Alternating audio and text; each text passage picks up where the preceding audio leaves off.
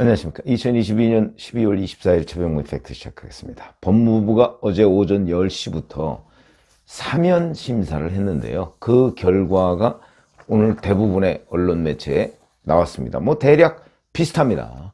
국민 대통합 차원에서 윤석열 정부가 두 번째 사면을 실시한다. 물론 이거는 확정된 건 아닙니다. 법무부가 1차 분류를 한 거고요. 이제 다음 주 화요일 국무회의에서 통과를 시키는데 그 전에 윤석열 대통령한테 한동훈 법무부 장관이 보고를 하겠죠. 그랬을 때 윤석열 대통령이 빼거나 또 넣거나 충분히 할 수 있습니다. 어차피 사면은 대통령의 고유 권한이다. 그러니까 옛날 왕조 시대의 유산 이런 거하고 비슷한 얘기입니다. 그런데 지금 대체적인 줄기 같은 거는 미리 아마 윤 대통령이 그 법무부에 이런저런 지침을 줬을 겁니다. 그건 공식적으로 주는 게 아니기 때문에 뭐라고 얘기할 수도 없고 그렇죠. 자, 핵심은 이명박 전 대통령인데 앞으로 15년 정도 형기가 남았습니다. 그러니까 17년형을 받았는데 15년 정도 남았습니다. 근데 이거 면제, 사면 복권 다 해주는 거죠.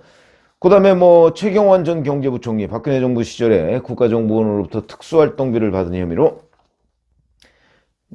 이게 이제 뇌물수수가 됐다는 거고, 그 다음에 바로 이런 사건이 이제 국정원장 시절에 박근혜 전 대통령에게 특수활동비를 건넨 혐의. 그래서 전직 국정원장들이 줄줄이 다 감옥에 갔었죠. 남재준, 이병호, 이병기 이런 사람들 전부 다 이번에 사면 복권이 될 것으로 보이고, 원세훈 전 국정원장도 국정원 댓글 조작과 관련해서 심사 대상에 올랐는데 아마 사면 복권이 될 가능성이 대단히 높다.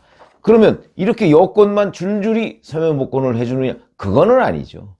야권도 사면 복권 해줍니다. 지금 현재 그 대상에 오르는 사람들이, 그리고 거의 확정적이다 하는 사람들이 전병헌 전 청와대 정무수석, 그 다음에 신계륜 전 의원, 이런 사람들이 지금 오르고 있습니다. 그러니까 이런 것들이 이제 발표가 되면, 누구누구다, 구체적으로 드러나겠죠? 그리고 윤석열 대통령의 결재 과정에서도 또 바뀔 가능성이 있습니다. 그리고 이제 경제인들에 관한 사면, 얘기를 많이 했는데, 이거는 지난 8.15 때 정치인을 제외하고 경제인 사면을 했기 때문에, 이번에는 경제인 사면은 제외했다. 이런 게 이제 대체적인 설명입니다. 그런데 이제 우리가 최근의 전국 현안과 관련해서 관심을 갖는 부분은 김경수입니다. 전 경남지사. 처음에 보도가 나왔듯이 복권 없는 사면. 이렇게 거의 가닥을 잡은 걸로 그렇게 보입니다. 김경수 전 지사는 드루킹 댓글 조작 사건과 관련해서 징역형을 살다가 내년 5월 4일로 제가 기억을 하는데 그때 형기가 만료됩니다. 그러니까 지금부터 5개월이 채 안 남았습니다. 4개월 남짓, 4개월 보름 정도 남았군요. 이렇게 되고요. 그래서 만약에 사면을 해주면 사면은 두 가지가 있습니다. 형실효라는 게 있고, 그러니까 처음부터 그 형을 선고했던 것이 그냥 없던 일이 돼버리는 게 있고, 잔형 면제가 있습니다. 잔형, 남은 형을 없애준다. 김경수는 지금 잔형 면제입니다. 그러니까 지금부터 내년 5월 4일까지 더 살아야 되는데, 일종의 가석방 개념이죠. 더 살아야 되는데 요걸 면제해준다. 그러니까 27일 날 국무회의에서 통과를 해서 28일 0시부터 효력이 있으면 28일 0시에 교도소에서 나오게 되는 거죠. 창원교도소에 있죠, 아마. 교도소에서 나오게 되는 겁니다. 그러니까 28일 0시부터 자유의 몸이 되는 거다. 자, 그런데 자유의 몸이 됐지만 복권은 안 됐습니다. 그럼 복권이라는 건 뭐냐? 권리를 회복하는 게 복권 아닙니까? 그럼 김경수 전 지사의 권리 중에 가장 큰 거는 정치할 권리입니다. 정치할 권리. 그거를 지금 회복을 안 시켜준 거죠. 그럼 이게 왜 중요하냐? 이건 이재명 대안론과 관련해서 주목됩니다. 무슨 얘기냐면, 자, 어제도 제가 말씀드렸지만 검찰이 성남FC 후원금 의혹과 관련해서 이재명 대표에 대한 소환 통보를 하니까 이재명 대표가 거의 과거 형수한테 욕설하듯이 막 그 막말을 쏟아냅니다. 폐륜 정권이었더니 뭐 이런 얘기들을 막 쏟아내고 있죠. 그런데 이걸 이제 제가 겁먹은 표정이다 이렇게 표현을 했지 않습니까? 왜? 원래 이런 막 거의 이성을 상실한 듯한 얘기를 쏟아내는 거는 본인이 겁먹었다는 뜻의 또 다른 이면입니다. 그렇기 때문에 이재명 대표가 지금 상당히 겁을 먹고 있다. 왜? 본인도 알거든요. 본인이 법조인인데 이게 만약에 자기 발로 검찰 소환에 응했다가 못 나오는 수가 있다. 왜 그러냐면 이 제3자 뇌물은 제가 설명 몇 차례 유튜브를 해드렸지만 지금 이재명 대표 케이스는요. 제3자 뇌물의 전형적인 교과서적인 케이스입니다. 어찌 보면 그냥 쉽게 얘기하면 논란의 여지가 없습니다. 논란의 여지가. 왜? 뭐 자꾸 홍준표 전 경남지사 뭐 이런 얘기도 하고 그러는데 예를 들어서 이재명 대표가 두산건설이나 그 관련한 6개사에 뭐 각종 편의를 제공했다. 편의를 제공하고서 다른 건 없다. 그러면 이거는 문제가 없습니다. 이건 뭐 무슨 법으로 다룰 수 있는 게 아닙니다. 편의를 제공할 수 있는 거죠. 왜냐면 뭐 두산건설이 거기다가 뭐 병원 용지를에다가 그 용도 변경을 해가지고 뭐 예를 들어서 뭐 무슨 아파트를 지었다. 뭐 결국은 성남 시민이 누릴 수 있는 거 아닙니까? 대신 좀 싸게 공급해라. 뭐 이런 것도 있을 수 있고. 그 다음에 또 법에 규정된 대로 만약에 기부 체납을 받았다. 이 당시에 그 성남FC 후원금을 받을 당시에는 현금 기부 체납은 안 될 때입니다. 그 후에 이제 현금 기부 체납이 허용이 됐죠. 전 그건 뭐 문제라고 제가 말씀을 드린 적이 있습니다만은. 근데 만약에 두산건설한테 이런 식으로 용도 변경해주고 용적률 상향을 해줬는데 그래서 뭐 1600억 이상의 이득을 봤다는 게 이제 검찰의 계산이거든요. 근데 그 중에 한 500억 정도 기부 체납을 했다. 그 아파트 앞에나 뭐 거기다 무슨 조그만 소공원을 만든다든가 뭘 해서 기부 체납 아무 문제가 없습니다. 그 당시에 허용된 거기 때문에. 그런데 그게 아니고 성남FC의 후원금을 50억을 받았다.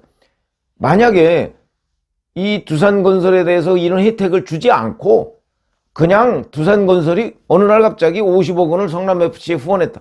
아무 문제가 없습니다. 그런데 이 두 가지가 연결되면서 제3자 뇌물 혐의가 성립하는 거죠. 이거를 누구보다 잘 알기 때문에 겁을 먹었다. 그래서 이와 관련해서 이제 이재명 대안론으로, 왜냐면 이재명 대표에 대한 대안이 되려면 구심점이 될 수 있어야 되는데 지금 비명계 중에서는 구심점이 될 사람이 없습니다. 이낙연 전 대표인데 이낙연 전 대표 지금 미국 가서 뭐 내년 3월에 들어오네 뭐 6월에 들어오네 이러고 있는 거죠. 들어온다 하더라도 이낙연 전 대표는 대권 주자가 되기 어렵습니다. 왜? 이미 이재명 대표한테 완패했죠. 그렇기 때문에 또다시 대권 주자, 나이도 있고 이제 뭐 70인데요. 대권 주자로 부상하기가 어렵다. 더군다나 다음 대선까지는 75세쯤 될 텐데 어렵다. 이렇게 보면 젊은 사람, 그 다음에 뭐 친문계 뭐 이런 쪽에서 대안이 나와야 되는데 없다. 김경수밖에 없다. 이렇게 되는 거 아닙니까? 근데 복권이 안 되면 2024년 총선에 물론 못 나오죠. 내후년 총선에. 그 다음에 대선은 2027년 3월인데 이때도 못 나오죠. 그러니까 사면을 해주되 복권을 안 해줬다. 이 얘기는 계속해서 김경수 전 경남지사의 피선거권에 대한 이 생살 여탈권, 이거를 윤석열 정부가 가지고 있겠다. 이런 메시지로 보입니다. 바로 이렇기 때문에 이게 이제 국민 대통합이다. 이렇게 국민들 앞에 설명을 해야 될 거 아닙니까? 윤석열 정부가. 그런데 김경수에 대해서는 물론 윤석열 대통령 지지자들은 김경수 사면조차 반대하죠. 그러나 만약에 여권만 대거 사면을 해주고 야권은 사면을 안 해줬다. 이러면 적어도 국민 대통합이다. 이렇게 주장을 할 수가 없습니다. 김경수도 예를 들어서 국민 대통합이라고 주장하는 것을 우리 국민들이 피부로 느끼게 해주려면 김경수 전 경남지사에 대해서도 과감하게 사면 복권을 해주는 게 저는 맞다고 생각합니다. 국민 대통합을 들고 나오려면. 그렇지 않으면 국민 대통합이라는 게 결국 여권 봐주기에 야권 일부 끼워넣기 이런 인상을 주면 안 되거든요. 그러면 국민 대통합이라는 그 대통령의 큰 뜻, 사면의 메시지 이게 퇴색이 됩니다. 그래서 저는 그 사면 복권을 아예 해주지 말든가 아니면 해줄 경우에는 깔끔하게 해주는 게 명분이 선다. 정치는 명분이 굉장히 중요하거든요. 그건 정치를 오래 해본 사람들은 압니다. 실리도 물론 중요하죠. 그러나 실리보다도 더 중요한 게 명분입니다. 왜냐하면 몇 개의 실리 정도는 명분으로 밀어붙이면 충분히 커버할 수가 있다. 이게 정치를 오래 해보거나 아니면 관찰해본 사람들의 평가입니다. 그렇기 때문에 적어도 사면을 해주되 복권을 안 해주는 거 이거는 약간 꼼수처럼 비춰질 가능성이 있다 하는 거는 뭐 27일 국무회의까지 아직도 시간은 있으니까 그런 부분을 여권이 좀 생각을 해야 된다. 그러니까 아예 안 해주든가 해주면은 화끈하게 해주든가 이래야 국민 대통합이라는 명분을 국민들이 이해한다. 그런 거죠. 근데 아마 윤 대통령 지지자들은 아예 사면을 해주지 말아야 된다. 이런 생각일 겁니다. 그러나 그렇게 되면 야권과 여권이 어느 정도 균형이 맞아야 이 사면의 의미가 사는 거지 여권만 다 해준다. 그러면 이제 야당으로부터 또는 일반 중도층 국민으로부터 정략적이다. 이렇게 손가락질을 받겠죠. 물론 그럴 경우라도 그냥 밀어붙이면 됩니다. 뭐 안 될 일이 없죠. 그러나 그럴 경우에는 이 사면으로 그래도 윤 대통령이 여러 가지 포용정신, 뭐 용서, 관용 이런 걸 보여줘야 되는데 만약에 여권만 다 사면하고 야권은 안 한다 그러면 그런 의미가 반감 내지는 뭐 퇴색된다. 이게 정치입니다. 정치라는 데에 완승은 없습니다. 그렇기 때문에 이 부분과 관련해서 굉장히 근데 만약에 28일 날 풀려나면 제가 반자유 얘기를 했지 않습니까? 몸은 자유로워졌는데 정치인으로서는 뭐 절반의 정치인 절반도 안 되는 거죠. 뭐 비선거권 자체가 없으니까. 선거권 비선거권이 없는 거 아닙니까? 그렇기 때문에 활동만 자유스럽지 몸만 밖으로 나와 있지 정치인으로서는 평가를 받기가 어렵다.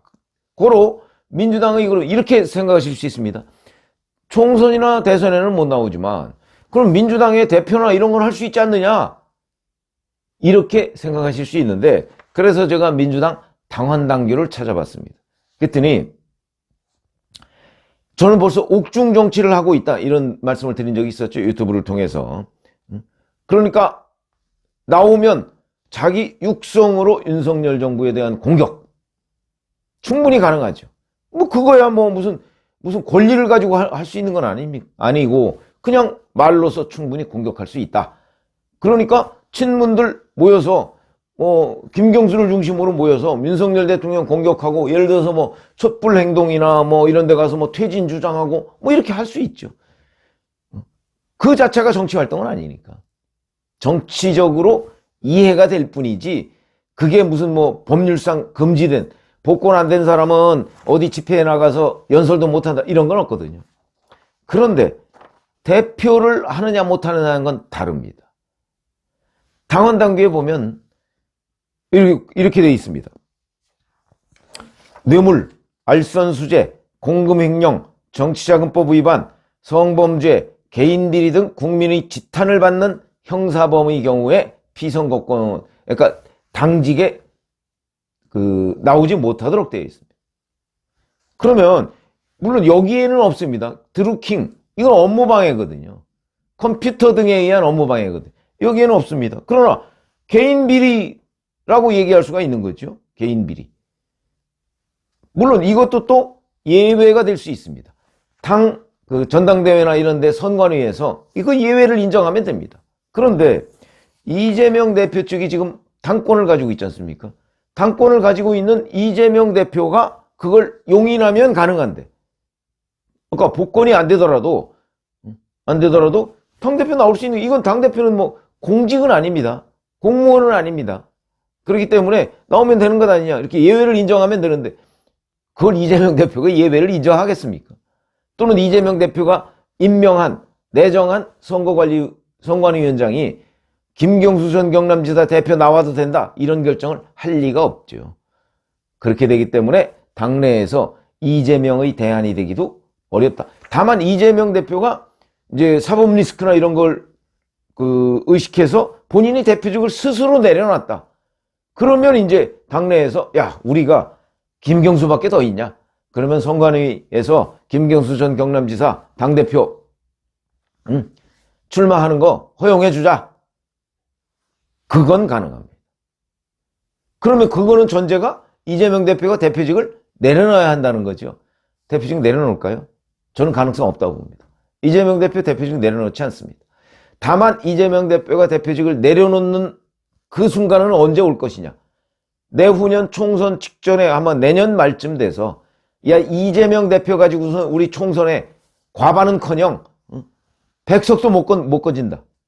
이런 판단이 나오면 이제 공천을 받을 사람들이 가만히 안 있죠. 그때는 이제 이재명 내려와라.